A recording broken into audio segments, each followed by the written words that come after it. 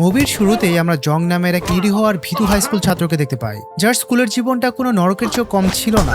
বকাটে ছেলেদের গোলামি করা আর পান থেকে চুন খসলেই আচ্ছা মতো মার খাওয়াই ছিল তার প্রতিদিনের রুটিন। এই গ্যাংয়ের সবচেয়ে ভয়ঙ্কর আর ডেঞ্জারাস ছেলেটা হলো জেসাং।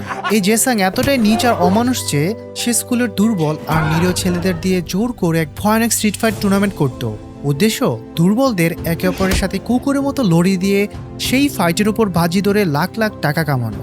বেচারা জং এতটাই অসহায় যে চোখের সামনে নিজের বেস্ট ফ্রেন্ডকে নির্মমভাবে মার খেতে দেখেও সে ভয়ে কাঁপতে কাঁপতে সেখান থেকে পালিয়ে যায়। স্কুলে সবাই তাকে নিয়ে হাসাহাসি করতো যেন সে বুলিগুলোর একটা জ্যান্ত খেলনা। কিন্তু কথায় আছে না, দেওয়ালে পিঠ ঠেকে গেলে একটা দুর্বল বিড়ালও বাঘের মতো গর্জে ওঠে। আজ যে ছেলেটা ভয়ে কুঁকড়ে আছে, কেউ স্বপ্নেও ভাবেনি যে এই ছেলে একদিন এক ভয়ঙ্কর মার্শাল আর্ট ফাইটারে পরিণত হবে, যার এক একটা পাঞ্চে ওই বুলিগুলোর হাড়গোড় ভেঙে গুঁড়ো হয়ে যাবে। এদিকে গল্পের বর্তমানে ফিরে আসি। আজও জেসাং আর সাংহুন নামের দুজন বুলি বাজি ধরছিল যে জং এবং তার বন্ধুর মধ্যে কে আগে তাদের জন্য খাবার নিয়ে আসতে পারে। লাঞ্চ ব্রেক শুরু হতেই জং দৌড়াতে দৌড়াতে জেসাং এর ক্লাসে গিয়ে তার জন্য খাবার নিয়ে আসে। এর ফলে জেসাং বাজিতে জিতে যায় এবং তার বন্ধু সাংহুনকে টাকা দিতে হয়। অন্যদিকে জং এর বন্ধু ডিওক খাবার আনতে দেরি করায় বাজি হারার ক্ষোভে সাংহু তাকে প্রচন্ড মারধর করে সেখান থেকে চলে যায়। ছুটির পর বাড়ি ফেরার পথে জং এর বন্ধু ডিওক তার ফোনে ফাইটিং এর ভিডিও দেখছিল। সে মনে মনে শক্তিশালী হতে চেয়েছিল। ডিওক আক্ষেপ করে বলে, আমি কেবল একবার ফাইটিং শিখে নিই, তারপর দেখবি ওদের সবার কি অবস্থা হয়। কিন্তু জং তার কথা শুনে হেসেই উড়িয়ে দেয়। ডিওক তখন বলে, তুই এখন বুঝবি না আমার প্ল্যানটা আসলে কি। ঠিক তখনই তাদের দুজনের ফোনে মেসেজ আসে, বুলিগুলো তাদের আবারও ডাকছিল। জং আগে পৌঁছানোর ভয়ে নিমিষের মধ্যে সেখান থেকে দৌড় লাগায়। জংয়ের জীবন ঠিক এভাবেই দুর্বিষহভাবে কাটছিল। স্কুলে সে যে বুলিং এর শিকার হচ্ছে সে কথা বাড়িতে তার বাবা মা কেউ জানতেন না, তবে তার বোন জাঙ্গা সবকিছু জানতো। যেহেতু জং তার বোনের চেয়েও মাত্র 5 মিনিটের ছোট, তাই তার বোন তাকে মোটেও বড় বলে মানত না এবং তাদের দুজনের মধ্যে একদম বন্ধুত্বের মতো চমৎকার একটি বন্ডিং ছিল। কিন্তু জং নিজের হয়ে কখনো প্রতিবাদ বা ফাইট করতে পারে না বলে জাঙ্গা সবসময় তাকে ভগাচকা করত। এরপর নিজের রুমে এসে জংও ফোনে ফাইটিং এর ভিডিও দেখতে দেখতে একটি টেডি বিয়ারের সাথে মারামারি প্র্যাকটিস করতে শুরু করে।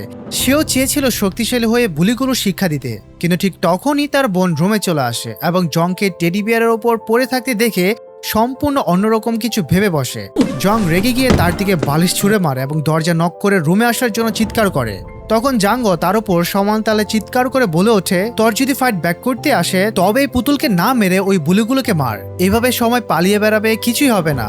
এই কথা বলে সে চলে যায়। পরের দিন আমরা দুজন গুন্ডা প্রকৃতির মেয়েকে দেখতে পাই, যারা একটি নতুন ও নিরীহ মেয়েকে ভয় দেখিয়ে তার সব টাকা ছিনিয়ে নিচ্ছিল। ঠিক তখনই জেসাং এবং তার বন্ধুরা সেখান দিয়ে যাচ্ছিল। এই বকাটে ছেলেরা ছিল ওই মেয়েগুলোর বয়ফ্রেন্ড।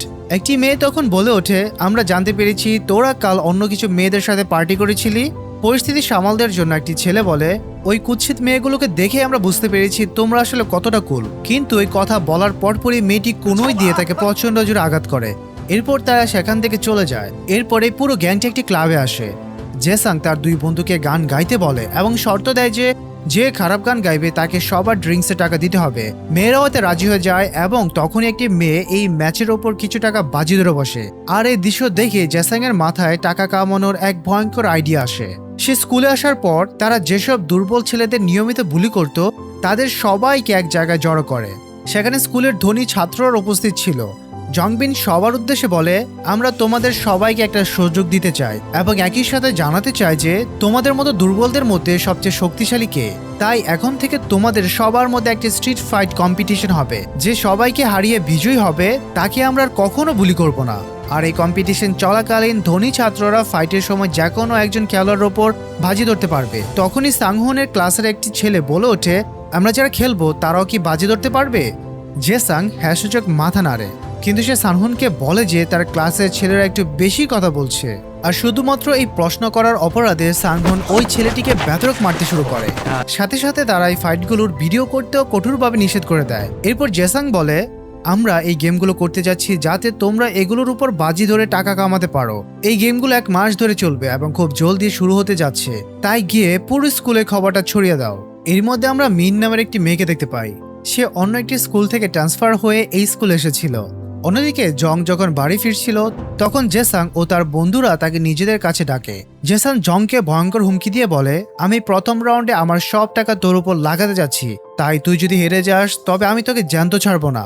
বাড়ি ফেরার পর জং জানতে পারে যে তার এক আঙ্কেল গত বেশ কয়েকদিন ধরে এই শহরেই থাকছেন এবং তার একটি মার্শাল আর্টস জিমও রয়েছে।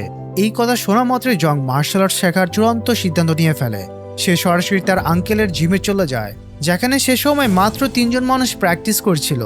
জং ইয়ং নামের এক ব্যক্তির কাছে গিয়ে জিজ্ঞেস করে এই জিমের মালিক কোথায়। ইয়ং জংকে দেখেই বুঝে যায় যে এই ছেলেরা নিশ্চয়ই স্কুলের বুলিং এর শিকার হয়। এরপর জং এর আঙ্কেলও সেখানে চলে আসেন। জং তাকে জানায় যে সে মার্শাল আর্ট শিখতে চান যাতে বুলিগুলোর সাথে সে লড়াই করতে পারে, কিন্তু তার আঙ্কেল সরাসরি না করে দিয়ে বলেন, তুমি যদি ফাইটিং শিখে ওই ছেলেদের মারতে যাও তবে তুমি নিজেও তো একজন বুলি হয়ে যাবে। বাড়ি থেকে ইয়ং ও লুকিয়ে এসব শুনছিল। ভেতরে আঙ্কেল যখন তাকে মার্শাল আর্ট শেখাতে অস্বীকৃতি জানাচ্ছিল তখন জং বলে ওঠে, আমার আজও সেই দিনের কথা মনে আছে যেদিন কিছু বুলি আপনাকে পার্কে মারছিল, আর সেই কারণেই তো আপনি নিজেও মার্শাল আর্ট শিখেছিলেন। কিন্তু আঙ্কেল শান্ত গলায় বলেন, আমার কাছে একটা লক্ষ্য ছিল, যখন তোমার মন পুরোপুরি পরিষ্কার হবে এবং তুমি আসলে জানবে কেন তোমার মার্শাল আর্ট শেখার প্রয়োজন, তখন তুমি এখানে আসতে পারো। জং সেখান থেকে চলে যেতে নিলেই তার ফোনে জেসাং এর মেসেজ আসে। জেসাং তাকে দেখা করার জন্য একটি পার্কে ডাকে। সেখানে তার বন্ধু ডিওক উপস্থিত ছিল। জেসাং তাদের জানায়, আমরা টুর্নামেন্ট শুরু হওয়ার আগে একটা ট্রেইলার বানাতে চাই যাতে আরো বেশি মানুষ এই ফাইটিং দেখতে আসে আর টাকা লাগায়। এই বলে তারা জং এবং ডিউককে নিজেদের মধ্যে লড়াই করতে নির্দেশ দেয়, কিন্তু তারা দুজনেই খুব ভালো বন্ধু ছিল এবং মারামারি করতে চায়নি। তবে বুলিগুলোর মার খাওয়ার ভয়ে ডিউক মরিয়া হয়ে জংকে মারার জন্য প্রস্তুত হয়ে যায়, কিন্তু জং তার বন্ধুর গায়ে হাত না তুলে মুহূর্তের মধ্যে সেখান থেকে পালিয়ে যায়। নিজের বন্ধুকে মারতে যাচ্ছিল ভেবে ডিউকে নিজের কাছে ভীষণ খারাপ লাগতে থাকে। পরদিন জং স্কুলে আসতে জেসাং তাকে ধরে প্রচন্ড মারধর শুরু করে এবং ফাইটের সময় এভাবে পালিয়ে যেতে কঠোরভাবে নিষেধ করে। জং রাগে ফুসতে ফুসতে ক্লাসে আসে। সেখানে ডিওক জংয়ের কাছে ক্ষমা চায়। জং তার উপর মোটেও রাগ করেনি। ডিউক তাকে দেখায় যে বুলিগুলো ইতিমধ্যে সিদ্ধান্ত নিয়ে ফেলেছে যে প্রথম রাউন্ডে কে কার সাথে লড়বে। এরপর যাওয়ার সময় তারা সেই নতুন মেয়ে মিনকে দেখতে পায়। জং তাকে দেখা মাত্রই তার প্রেমে পড়ে যায়। ডিউক জানায় এই বেচারি মেয়েটা আগের স্কুলে বুলিং এর শিকার হয়ে এই স্কুলে ট্রান্সফার হয়ে এসেছে, কিন্তু এখানেও তাকে বুলি করা হচ্ছে। এরপর যাওয়ার পথে জং আত্মবিশ্বাসের সাথে বলে ওঠে, আমি এই টুর্নামেন্ট জিতবো এবং সমস্ত বুলিদের হারিয়ে দেব। কিন্তু ডিউক এবারও তার কথা শুনে আসতে থাকে। তবে জং এবার নিজের সিদ্ধান্তে একদম দৃঢ়প্রতিজ্ঞ ছিল। সে আবারও তার আঙ্কেলের জিমে চলে যায় এবং তাকে মার্শাল আর্ট শেখানোর জন্য টাকা দেয়। এবার তার আঙ্কেলও তার জেদ দেখে সাথে সাথে রাজি হয়ে যায়। এখান থেকে শুরু হয় জং এর এক নতুন যাত্রা। সে ক্লাসের মাঝপথে উঠে দৌড়ে পালিয়ে যায়। জেসাং এবং সানহো তাকে কোথাও একটা যেতে দেখে অবাক হয়ে ভাবে, আমরা তোকে কিছু আনতে বলিনি, তাহলে কোথায় যাচ্ছে। জং আসলে সেই নতুন মেয়ে মিনের কাছে যায় এবং নিজের পক্ষ থেকে তাকে একটা ড্রিঙ্ক দেয়। এরপর সে জিমে গিয়ে কঠোরভাবে মার্শাল আর্টসের ট্রেনিং করতে শুরু করে। ইয়ং তাকে জিজ্ঞেস করে, তুমি কেন এত শক্তিশালী হতে চাও? এর উত্তরে জং বলে, আমি এমনিতেই শক্তিশালী হতে চাই। এরপর ইয়ং এবং তার আঙ্কেল দুজনে মিলে তাকে ট্রেনিং দিতে শুরু করে। কিছুদিন ট্রেনিং করার পরই জং এর ভেতরে অন্যরকম আত্মবিশ্বাস চলে আসে। স্কুলে গিয়ে সে তার বন্ধুদের বলে, আমরা সংখ্যায় ওদের 3জনের চেয়ে অনেক বেশি। আমরা যদি সবাই মিলে একসাথে ওদের ওপর আক্রমণ করি তবে ওদেরকে খুব সহজে হারাতে পারবো। এভাবে আমাদের নিজেদের বন্ধুদের সাথে মারামারি করতে হবে না। কিন্তু যখন জেসাং এবং তার বন্ধুরা তাদের সামনে এসে দাঁড়ায় তখন জং ছাড়া আর কেউই ভয়ে সামনে এগোয় না। এরপর শুরু হয়ে যায় প্রথম রাউন্ডের ফাইট। প্রথম ম্যাচটি ছিল জং এবং একটি মোটা ছেলের মধ্যে। দুজনের মধ্যে লড়াই শুরু হতেই সমস্ত ছাত্ররা তাদের উপর বাজি ধরে টাকা লাগাতে শুরু করে। ডিউক তার বন্ধু জং এর উপর টাকা লাগায়। ফাইট শুরু হতেই জং ওই মোটা ছেলেটার হাতে ক্রমাগত মার খাচ্ছিল, কিন্তু হঠাৎ করে জং নিজেকে ছাড়িয়ে নিয়ে মাত্র এক পাঞ্চে ওই ছেলেটিকে অজ্ঞান করে দেয়। এই অভাবনীয় দৃশ্য দেখে উপস্থিত সবাই বিস্ময়ে হতবাক হয়ে যায়। ছেলেটির জ্ঞান ফেরার পর জং তার কাছে গিয়ে ক্ষমাও চায়, কিন্তু ছেলেটি জং এর উপর একদমই রাগ করেনি, বরং সে জংকে চুপি চুপি কিছু একটা বলে। এরপর জং যখন কোথাও একটা যাচ্ছিল তখন তার বোন জাঙ্গাও তাকে দেখে ফেলে। সেভাবে সম্ভবত স্কুল ছুটির পরও কিছু বকাটে ছেলে ওকে বুলি করতে শুরু করেছে। সে লুকিয়ে জং এর পিছু নেয়, কিন্তু ঠিক তখনই তার ফোনে একটা কল আসে আর এই সুযোগে জং সামনে থেকে নিমিষের মধ্যে গায়েব হয়ে যায়। জং আসলে জিমে গিয়ে আবারও প্র্যাকটিস করতে শুরু করেছিল। কিছুদিন পরে তার মা বাবা এবং বোন জং এর ব্যক্তিত্বের মধ্যে কিছু একটা পরিবর্তন লক্ষ্য করতে পারেন, কিন্তু জং তাদের কাউকে জানায় না যে সে ফাইটিং শিখছে। একদিন সে নিজের রুমে এসে প্র্যাকটিসের সময় পাওয়া আঘাতে দাগগুলো দেখছিল। ঠিক তখনই তার বোন সেখানে এসে এই দাগগুলো দেখে ফেলে এবং ভাবে যে ওই বুলিগুলোই হয়তো জংকে এভাবে মেরেছে। সে জংয়ের উপর চিৎকার করে বলে, তুই ওদের ওপর ফাইট ব্যাক কেন করিসনি? কিন্তু জং তাকে রুম থেকে বের করে দেয়। পরের দিন জং এর বন্ধু ডিওকের ফাইট ছিল অন্য একটি ছেলের সাথে। ফাইটে ডিউক মারাত্মকভাবে মার খাচ্ছিল। এই অবস্থা দেখে ডিউক জংকে কিছু টাকা দিয়ে বলে, এই টাকাগুলো ওই অন্য ছেলেটার উপর লাগা, যাতে আমি হেরে গেলেও অন্তত ডাবল টাকা পেতে পারি। কিন্তু ফাইটের মাঝখানেই দুর্ঘটনাবশত ডিউকের মাথা গিয়ে ওই ছেলেটির মাথায় সজোর আঘাত করে। এর ফলে ছেলেটি অজ্ঞান হয়ে হেরে যায়। তবে ম্যাচ জেতার পরও ডিউক ভীষণ দুঃখিত ছিল, কারণ সে ভেবেছিল তার টাকাগুলো সব বরবাদ হয়ে গেছে। কিন্তু জং তাকে টাকাগুলো ফেরত দিয়ে বলে, আমি তোদের দুজনের ওপরই সমান সমান বাজি ধরেছিলাম। এই কথা শুনে ডিউক খুশিতে মেতে ওঠে। এদিকে জং তার ট্রেনিং আরো কঠোর করে তোলে। তার এই অক্লান্ত পরিশ্রম দেখে ইয়ং এবং তার আঙ্কেল একদিন তাকে বাইরে ডিনার করানোর সিদ্ধান্ত নেয়। অন্যদিকে স্ট্রিট ফাইট টুর্নামেন্ট ক্রমশ এগিয়ে চলছিল। ছাত্ররা একে অপরের সাথে লড়ে রক্তাক্ত হচ্ছিল, আর বখাটে বুলিগুলো মজা নিতে নিতে প্রচুর টাকা কামাচ্ছিল। জং রোজ কঠোর ট্রেনিং করে নিজেকে আরো শক্তিশালী করে তুলছিল, আর জেসাংও তার ফাইটিং দেখে এই পরিবর্তনগুলো খেয়াল করে। একদিন সন্ধ্যায় জং, ইয়ং আর তার আঙ্কেল এবং জিমে থাকা বাকি সবার সাথে বাইরে ডিনার করতে যায়। ইয়ং জংকে বলে, আমি জানি তুমি ওই বুলিগুলোকে মারার জন্যই মার্শাল আর্ট শিখছো। জং হ্যাসূচক মাথা নাড়ে এবং পাল্টা প্রশ্ন করে, আচ্ছা আপনি কেন ট্রেনিং নিচ্ছেন? এই উত্তরে ইয়াং জানায়, আমি নিজের একটা সেন্টার খুলবো, যেখানে দুর্বল বাচ্চাদের ফাইটিং এর ট্রেনিং দেব। আমি তাদের প্রফেশনাল বানাতে চাই না, শুধু এতটুকু যোগ্য করতে চাই যেন তারা নিজেদের রক্ষা করতে পারে। এই কথাগুলো বলতে বলতে ইয়াং এর চোখে পানিতে ভরে ওঠে। তারও একটা যন্ত্রণাদায়ক অতীত আছে, যার সাথে সে আজও লড়াই করে যাচ্ছে।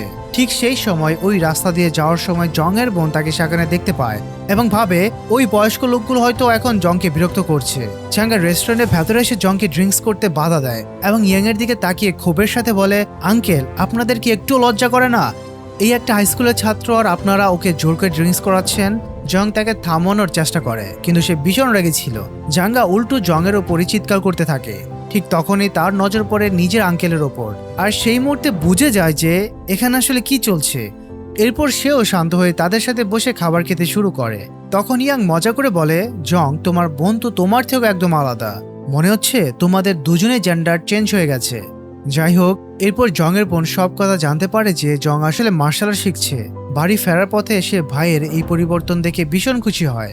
পরের দিন জেসাং আবারও জংকে ডাকে। আজ জং এর ফাইটের দিন ছিল। জং অনায়াসে তার বিপক্ষ খেলোয়াড়কে মারতে থাকে এবং মাত্র এক পাঞ্চে তাকে মাটিতে ফেলে হারিয়ে দেয়। এই দৃশ্য থেকে জেসাং তাকে সন্দেহ নিয়ে জিজ্ঞাসা করে, তুই কোথাও কি ফাইটিং এর ট্রেনিং নিচ্ছিস, তাই না? কিন্তু জং তাকে অস্বীকার করে সেখান থেকে চলে যায়। অন্যদিকে জং এর বন্ধু ডিওক প্রতিটি ম্যাচে জং এর উপর বাজি ধরে প্রচুর টাকা কামাচ্ছিল। ঠিক তখনই জং এর সামনে আসে সেই মেয়ে মিন। সে দেখতে পায় যে ফাইটিং এর কারণে জং এর মুখ দিয়ে রক্ত বেরোচ্ছে। মিন তখন জংকে নিজের রুমাল এগিয়ে দেয়, আর এই ভালোবাসার ছোঁয়ায় জং এর মন আনন্দে ভরে ওঠে। বাড়ির ফেরার পথে মিনের সাথে তার আবারও দেখা হয়। এবার জং নিজের বন্ধুকে ছেড়ে মিনের কাছে ছুটে যায়, তাকে তার রুমাল ফেরত দেয় এবং তার সাথেই হাঁটতে শুরু করে। এভাবেই তাদের দুজনের মধ্যে এক চমৎকার বন্ধুত্ব গড়ে ওঠে। মিনও ততদিন জেনে গিয়েছিল যে টুর্নামেন্টে অংশগ্রহণকারী সমস্ত দুর্বল ছেলেদের মধ্যে জংই সবচেয়ে বেশি শক্তিশালী। পরের দিন জংয়ের বন্ধু ডিওকের মোকাবেলা হয় অন্য একটি ছেলের সাথে, কিন্তু সেই ছেলেটি বেশ শক্তিশালী ছিল। সে ডিউকে এত জঘন্যভাবে মারে যে তার নাক দিয়ে গল গল করে রক্ত ঝরতে শুরু করে। ডিউক আর কোনোভাবে লড়তে চাইছিল না। বন্ধুকে বাঁচানোর জন্য জং ইচ্ছে করে লড়াইয়ের মাঝখানে ঢুকে পড়ে, যার ফলে ফাইট সেখানে শেষ হয়ে যায়। এতে জেসাং রাগে হিতায়েত জ্ঞান হারিয়ে জংকে বেধড়ক মারতে শুরু করে, কিন্তু জেসাং এর গার্লফ্রেন্ড তাকে থামিয়ে দিয়ে বলে, দুদিন পরে ওর ম্যাচ আছে, এখনো কি কিছু করলে আমরা আর টাকা কামাতে পারবো না। এই কথা শুনে জেসাং শান্ত হয় এবং জংকে হুমকি দিয়ে ছেড়ে দেয়। ওদিন সন্ধ্যায় ডিওক তাকে বাঁচানোর জন্য জংকে ধন্যবাদ জানায়। তবে মজার ব্যাপার হলো, এত মার খেয়েও ডিওক বেশ খুশি ছিল, কারণ সে নিজে ওই অন্য ছেলেটির ওপর টাকা লাগিয়েছিল। তাই মার খাওয়ার পরও সে বেশ ভালোই টাকা পেয়ে যায়। এরপর জং রাতের বেলা তার দুই বন্ধুকে দেখা করার জন্য ডাকে। পরের দিন ওই দুজনের মধ্যে ম্যাচ হওয়ার কথা ছিল। জং তাদের বলে, তোমরা কালকের ম্যাচে খুব সিরিয়াস হবে না এবং যে কেউ একজন সহজে হেরে যাবে, কারণ শেষ পর্যন্ত আমি এই টুর্নামেন্ট জিতে বুলিগুলোর রাজত্ব চিরদিনের জন্য শেষ করতে যাচ্ছি। কিন্তু দুর্ভাগ্যবশত জেসাং এর এক বন্ধু লুকিয়ে তাদের এসব কথা শুনে ফেলে এবং তাদের একটা ছবি তুলেও নেয়। পরদিন ফাইট শুরু হওয়ার আগে জং ও তার বন্ধুরা সিদ্ধান্ত নিয়েছিল যে চশমা পরা ছেলেটি জিতবে এবং অন্যজন ইচ্ছাকৃতভাবে হেরে যাবে। কিন্তু ফাইট শুরুর সময় জং অন্য ছেলেটির চেহারায় মারধরের কিছু গভীর দাগ দেখতে পায়। আসল ঘটনা হলো, জেসাং ও তার বন্ধুরা গত রাতে ওই ছেলেটিকে ধরে প্রচন্ড মেরেছিল এবং তার থেকে সব সত্যি বের করে নিয়েছিল। জেসাং এখন সবকিছুই জানে যে জং চশমাওয়ালা ছেলেটিকে জেতাতে চাইছে। এই জন্যই জেসাং ইচ্ছে করে ওই অন্য ছেলেটির উপর বাজি ধরে এবং বুক ফুলিয়ে বলে, দেখিস আজ ওই ছেলেটাই জিতবে। এরপর শুরু হয় ফাইট। যেহেতু ওই ছেলেটিকে জেসাং গত রাতে হুমকি দিয়েছিল যে কাল যদি সে হারে তবে তাকে প্রাণে মেরে ফেলা হবে, তাই ছেলেটি এবার ফাইটে নিজের জীবন বাঁচাতে মরিয়া হয়ে লড়তে থাকে। এক পর্যায়ে সে যখন হাঁটতে শুরু করে তখন সে হাতের কাছে থাকা একটা আস্ত ইট তুলে সজোরে চশমাওয়ালা ছেলেটির মাথায় আঘাত করে। এই বীভৎস দৃশ্য দেখে উপস্থিত সবাই আতঙ্কে শিউরে ওঠে। তারা সাধারণ ফাইটে এতটা হিংস্রতা কখনই আশা করেনি। ভয়ে সবাই সেখান থেকে তড়িঘড়ি করে পালিয়ে যায়। কিছুক্ষণ পর স্কুলের টিচার চশমাওয়ালা ছেলেটির বন্ধুদের এবং অন্যান্য ছাত্রদের ডেকে জিজ্ঞাসা করেন ওদের দুজনের মধ্যে হঠাৎ কেন ফাইট হলো। ওরা দুজন তো বেশ ভালো বন্ধু ছিল, তাই না? কিন্তু বুলিগুলো ভয়ে তারা সবাই মিথ্যা বলে দেয় যে তারা এই ব্যাপারে কিছুই জানে না। অন্যদিকে জেসাং এবং তার বন্ধুরাও বেশ চিন্তায় পড়ে যায় যে পুলিশি ঝামেলায় তারা আবার ধরা পড়ে যায় কিনা। কিন্তু জেসাং সবাইকে আশ্বস্ত করে বলে, চিন্তা করিস না, কিছুই হবে না। এরপর একজন লোক ওই ইট মারা ছেলেটির বাড়িতে গিয়ে তার বাবা মাকে হুমকি দিয়ে বলে, সবচেয়ে ভালো হবে যদি আপনার ছেলেকে অন্য স্কুলে ট্রান্সফার করে নেন। নিরুপায় হয়ে তারাও এই প্রস্তাবে রাজি হয়ে যায়। এদিকে জং এই ঘটনার পর মানসিকভাবে ভেঙে পড়ে এবং জিমে যাওয়া একদম বন্ধ করে দেয়। সে বুলিগুলোর সামনে আবারও হার মানতে শুরু করেছিল, আর এই কারণে মিনও তার উপর ভীষণ হতাশ ও রেগে যায়। ঠিক তখনই ডিউক তার কাছে এসে দুঃখ করে জানায় আমাদের বন্ধুটাকে ওরা জোর করে অন্য স্কুলে পাঠিয়ে দিচ্ছে। কিন্তু জং এর এখন আর কিছুই করার ছিল না। তখনই জেসাং সেখানে এসে জংকে একটা জায়গা দেখা করতে বলে। জং সেখানে গেলে জেসাং তাকে পরবর্তী ম্যাচের ডিটেলস দেয়। জং কাকুতি মিনতি করে বলে, এবার অন্তত এসব বন্ধ করো, আমাদের এক বন্ধু এখন হসপিটালে মৃত্যুর সাথে লড়ছে। কিন্তু জেসাং জংকে উল্টো প্রচন্ড আঘাত করে এবং বলে, এসব কিছু কেবল তোর কারণে হয়েছে, তুই বেশি চালাকি দেখানোর চেষ্টা করেছিলি, এইবার আর কোনো ধরনের চালাকি করার চেষ্টা করিস না। জং আর কোনো কথাই বলতে পারে না, সে পুরোপুরি হাল ছেড়ে দিয়েছিল। এরপর বেশ কয়েকদিন সে জিমও যায় না। একদিন তার আঙ্কেল তাকে দেখতে পান। তিনি জং এর কাছে এসে বলেন, কখনো ভুলে যেও না তুমি ঠিক কি কারণে এই মার্শাল আর্টসের ট্রেনিং শুরু করেছিলে। অন্যদিকে জং এর বদলে এখন তার বোন জাঙ্গাও জিমে গিয়ে ফাইটিং এ প্র্যাকটিস করতে শুরু করেছিল। তার এসব বেশ মজা লাগছিল। তখনই তারা জানতে পারে যে জং জিমে এসে আবার ফিরে চলে গেছে। তারা সাথে সাথে পিছু পিছু যায় এবং তার সাথে কথা বলার চেষ্টা করে। ইয়ং জংকে আলাদা করে ডেকে একটা জায়গায় নিয়ে যায়। সে জংকে তার জীবনের সবচেয়ে বড় যন্ত্রণার কথা জানায়। ইয়ং বলে, আমার একটা ছেলে ছিল যে স্কুলে ঠিক তোমারই মতো বুলিং এর শিকার হতো, কিন্তু তখন আমি এসব বিষয় একদমই গুরুত্ব দেইনি। আর শেষ পর্যন্ত যখন আমার ছেলেটা আর এই অত্যাচার সহ্য করতে পারলো না, সে বিল্ডিং এর ছাদ থেকে নিচে ঝাঁপ দিয়ে বসে। সে আজও হসপিটালে মৃত্যুর সাথে লড়ছে। ইয়াং এর এই মর্মান্তিক গল্প শুনে জং এর ভেতরে অপরাধবোধ কাজ করতে থাকে। এরপর সে যখন বাড়ি দিকে যাচ্ছিল তখন সে দেখতে পায় যে জেসাং এর ওই গুন্ডা মেয়েগুলো এবার তার বোন জাঙ্গাকে বুলি করছে। কিন্তু জং এর বোন তার মতো চুপচাপ মার খাওয়ার পাত্রী ছিল না। সে সামনাসামনি ওই মেয়েগুলোকে পাল্টা মার দিতে শুরু করে।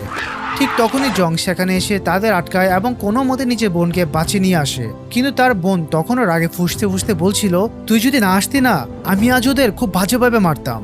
বোনের এই সাহস দেখে জং নতুন করে ভাবতে শুরু করে যে তাকেও আর বুলিগুলোকে এভাবে ভয় পাওয়া উচিত নয়। সে আবারও জিমে যাওয়া শুরু করে এবং দ্বিগুণ উদ্যমে ট্রেনিং করতে থাকে। এবার ইয়ং জংকে ফাইটিং এর এক নতুন ও মারাত্মক টেকনিক শেখায়, যার সাহায্যে জং যে কাউকে খুব সহজেই ধুলো মিশিয়ে দিতে পারবে। অন্যদিকে জেসাং ও তার বন্ধুরা বুঝতে পারে যে তারা এখন আর স্কুলে ফাইট করতে পারবে না, তাই তারা এবার পার্কে ফাইটিং করার সিদ্ধান্ত নেয়। জেসাং স্কুলে গিয়ে জংকে সব জানায় এবং তাকে পার্কে আসতে নির্দেশ দেয়। জেসাং চলে যাওয়ার পর জং দেখে যে ওই গুন্ডা মেয়েগুলো তাদের নোংরা প্লেটগুলো মিনাকে দিয়ে পরিষ্কার করাচ্ছে। জং এবার মিনের সাহায্যে এগিয়ে যায় এবং নিজে ওই প্লেটগুলো পরিষ্কার করে দেয়। এই দৃশ্য দেখে মিন খুশিতে জংকে জিজ্ঞেস করে, আমরা কি উইকেন্ডে কোথাও ঘুরতে যেতে পারি? আর জংও কোনো সময় নষ্ট না করে সাথে সাথে রাজি হয়ে যায়। অন্যদিকে যেহেতু সমস্ত ছাত্ররা একবারে পার্কে গিয়ে ম্যাচ দেখতে পারবে না, তাই বখাটেগুলো এবার লাইভ স্ট্রিমিং করে দেখানোর সিদ্ধান্ত নেয়। এরপর শেষ পর্যায়ে টিকে থাকা কয়েকজন খেলোয়াড় পার্কে এসে পৌঁছায়। দুজন ছেলের মধ্যে লড়াই শুরু হয়ে যায়। জেসাং এর এক বন্ধু এই ফাইটে সরাসরি লাইভ সম্প্রচার করছিল। এবার ফাইটে তারা রীতিমতো নানচাগু ব্যবহার করতে শুরু করে, যার ফলে ফাইট জেতা আরো সহজ হয়ে যায় এবং শেষমেশ বিজয়ী ছেলেটির লড়াই হয় জং এর সাথে। কিন্তু জং এর ভয়ঙ্কর শক্তির কাছে এসে কিছুই ছিল না।